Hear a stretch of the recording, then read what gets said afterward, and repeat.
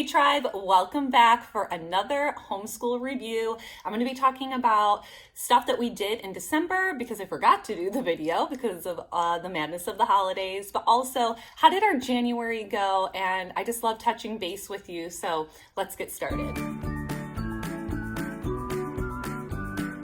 Oh my goodness. So I hope your winter has been going well. Ours has been extremely gloomy here in Northern Illinois.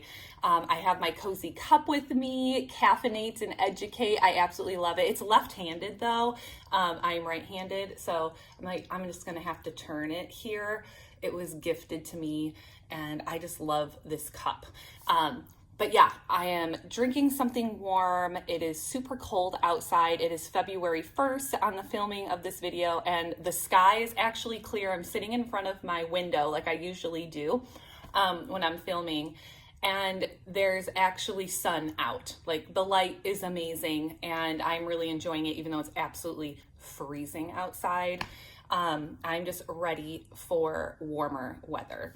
But I hope you've been doing well. Please comment below with how your homeschool, how have you been through the month of December through January. I totally got swept up in life, as we all do, and I did not make my monthly homeschool review video, sorry, for December, but we did really, really good. For us as a family, because you know what, let me do a quick introduction, especially if you're new here. I'm Kimberly. Hello. I'm a homeschooling mother of three, a 10-year-old, a 7-year-old, and a 6-year-old, and they've homeschooled their entire lives since the day they were born. And we homeschool all year long, and obviously, you know, there's high points and low points and high points and low points throughout the year, but we always just keep chugging along. And so in December, we always just homeschool through the entire month of December, almost all the way up to Christmas Eve.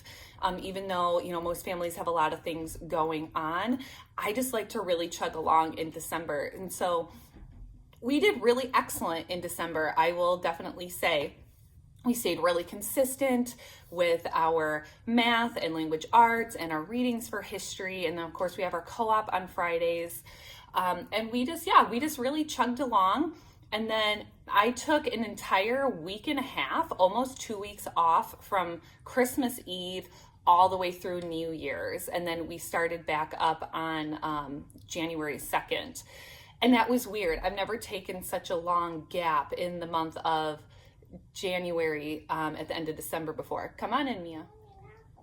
Sorry. Mom, can we have fresh strawberries? No, we're not going to have any food until we eat lunch. You guys have had enough today. Always asking for food.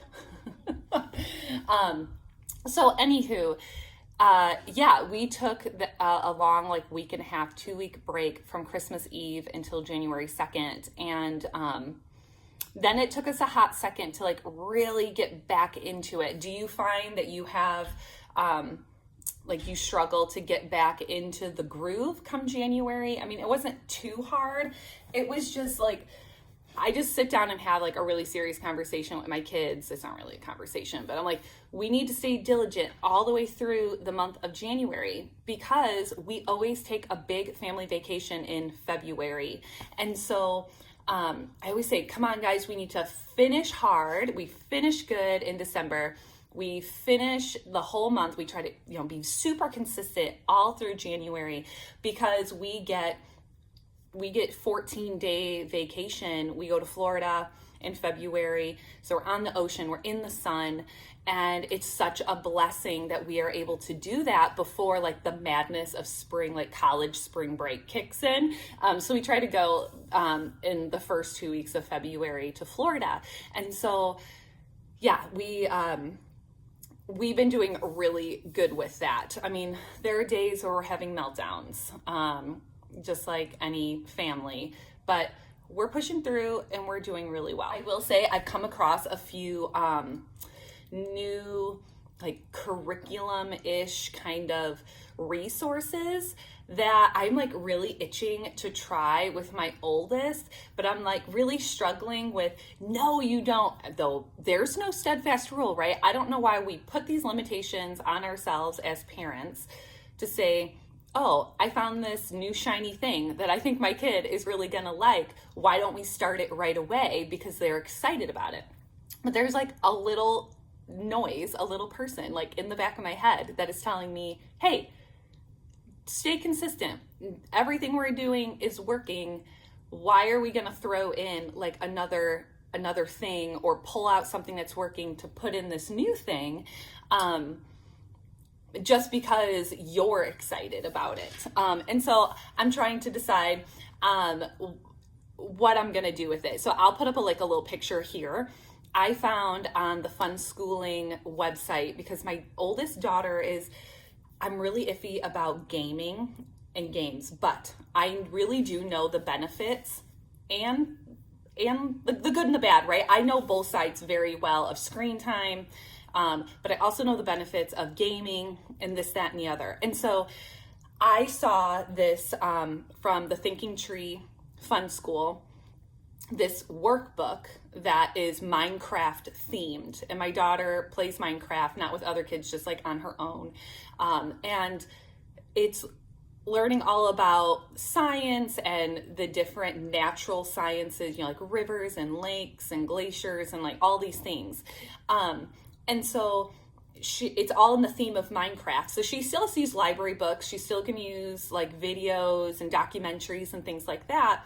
But she's going to be filling in what she learns based on what she's read and watched and whatnot. And then she gets to create that ecosystem or that element that she's specifically studying, that type of habitat or whatever. She has to build it in her Minecraft game and interact with it, which is what she's really excited about. And so she thinks it's really cool. I think it's really cool in a very, very good, productive way of using gaming for learning, a different type of learning.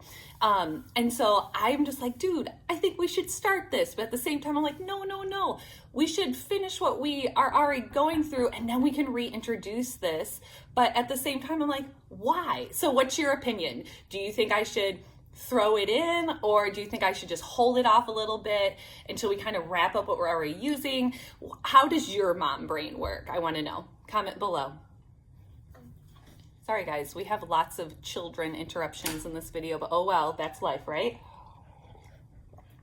Okay, the next thing is books that we have been reading. We've been working through the Penderwick series for several months now, actually. We're on book 4 of 5. I think there's 5 in this series.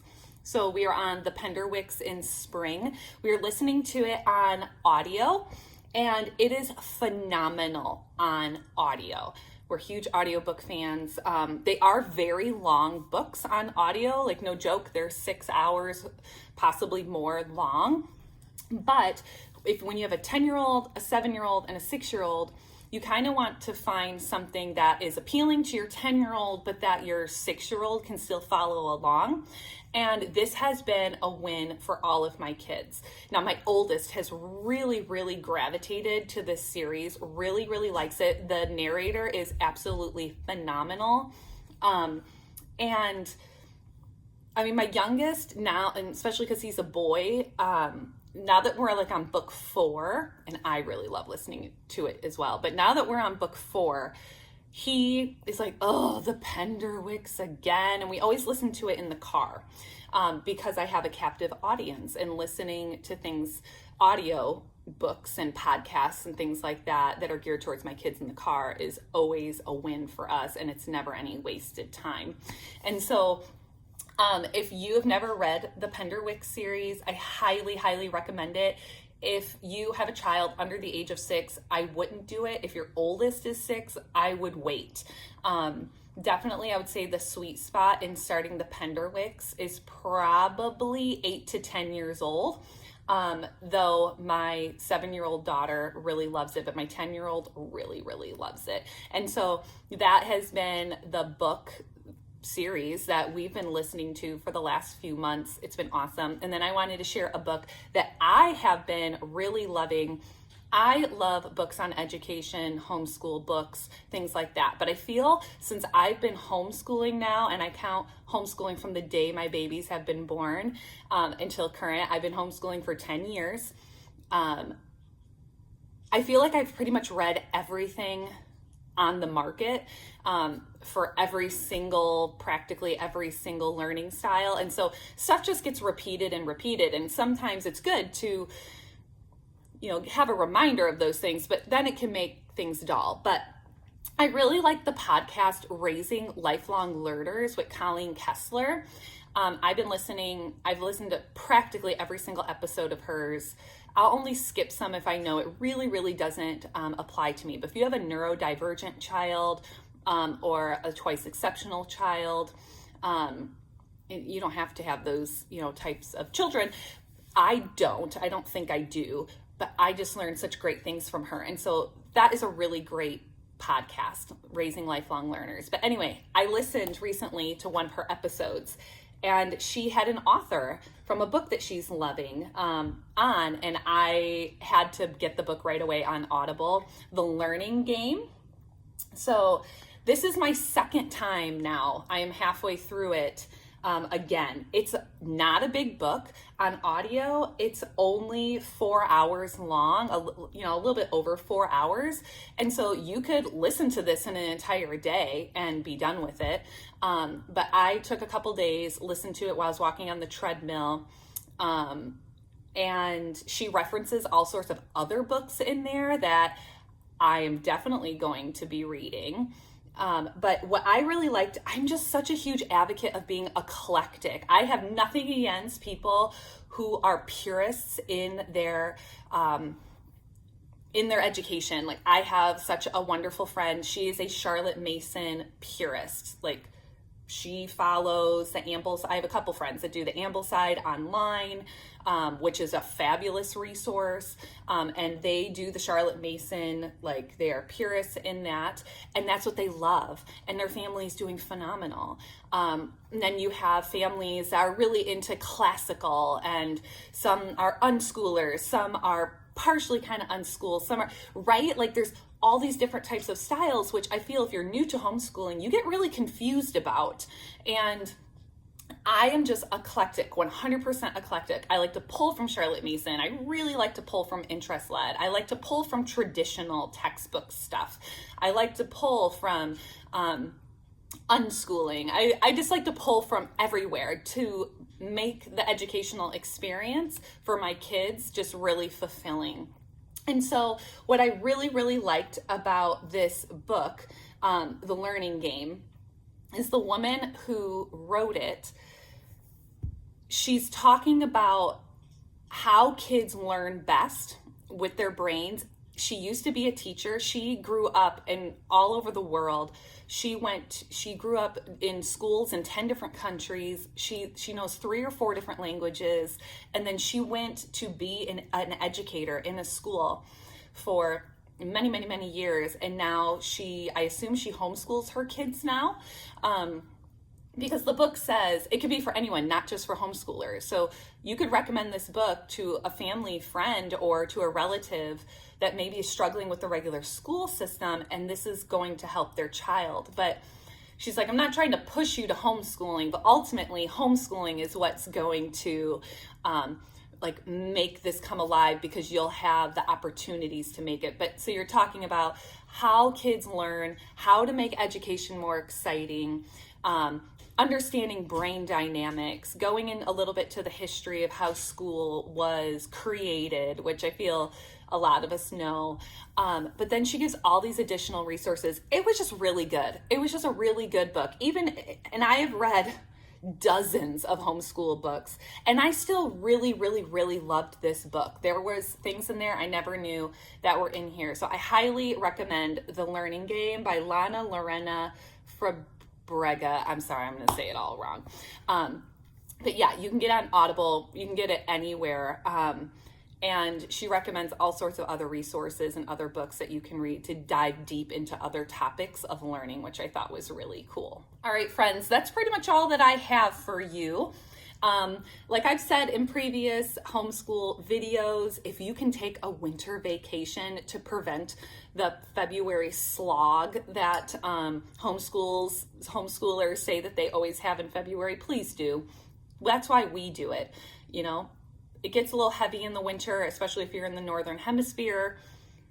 Go and take a vacation, switch up your style of teaching or the stuff that you're doing this time of year. It really refreshes, and so you never have a lull in your homeschool. So I wish you nothing but blessings on your homeschool journey. Comment below. Tell me how December and January went for you. I hope you have amazing Valentine's Day.